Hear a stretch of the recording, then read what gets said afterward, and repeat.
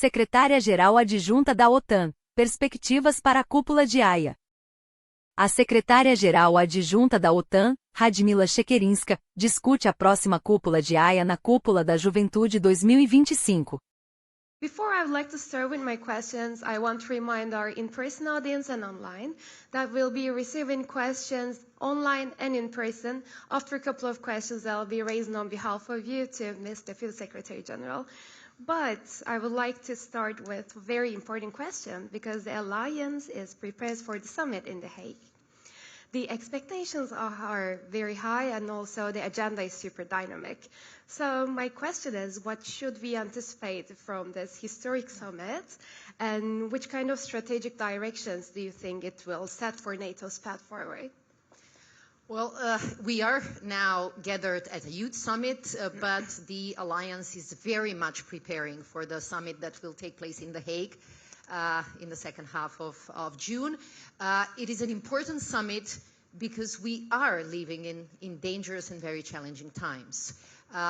Several people have mentioned yesterday and today that the war in Ukraine is still raging, and Russia's connections with Korea, North Korea, with Iran and with China are actually interconnecting the Euro-Atlantic area with the Indo-Pacific, but they also show how important it is to develop our deterrence and defense as an alliance, but also as a family of countries which share the same values and the same interests. And the Hague Summit will very much look into our key goal, and this is how do we make NATO even stronger? How do we make it more balanced, more equal, I mean the contribution of each of the allies, and how do we make it more lethal? And let me say, what do we mean by these words, stronger, fairer, and more lethal? When we talk about a stronger alliance, we talk both about unity, but also about being capable to really defend all allies.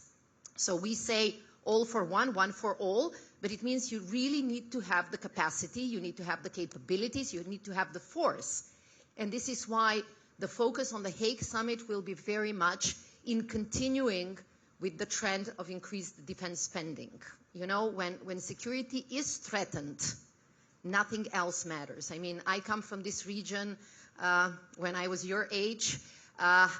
Most of Europe was enjoying its peace dividend, but this region actually understood how peace and security are important. So we know that in the moment when peace and security is threatened, everything else disappears. So when times are challenging, we have to make sometimes difficult choices. And one of these difficult choices is that we need to invest more in our defense. This has already started happening throughout the alliance. We have seen a number of allies not just reaching 2%, which was the pledge that NATO did more than 10 years ago, but actually going much beyond. And if you see, especially the countries close to Russia, they have moved to 4%, they have pledged even 5%. And this is a choice that clearly reflects the threat that everyone is sensing. So the focus on the Hague Summit will be very much how do we increase defense spending? How do we strengthen the defense industrial base? And here we do have also certain opportunities because this revised defense spending, this strong focus will mean also new job opportunities. It will require a lot of innovation, which is why Secretary General actually decided to call all of you to join in these efforts. And then when we say we want NATO to be fairer, it means that the sharing of the responsibilities has to be more balanced. And there was clearly a call for European allies and Canada to do more. They have increased their defense spending and they have pledged to continue to do so in the future. But also, if you analyze our land forces now throughout the Euro-Atlantic area, you will see that 7 out of 8 of these formations are actually run and commanded by European commanders. And this shows very clearly that European allies and Canada have stepped up, and this will very much be the focus at the next Hague Summit. We are here in Montenegro, and we can, if we look at the skies in a certain period of the week, we will see Greek and Italian planes protecting the skies, not only over Montenegro, but also over a number of allies within the region. And this shows the commitment that allies have.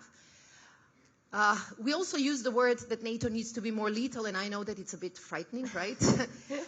Let me be very clear. NATO continues to be a defensive alliance. That's for sure.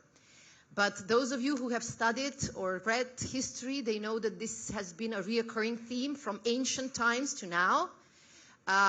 Everyone said, if you want to avoid war, you have to prepare for it.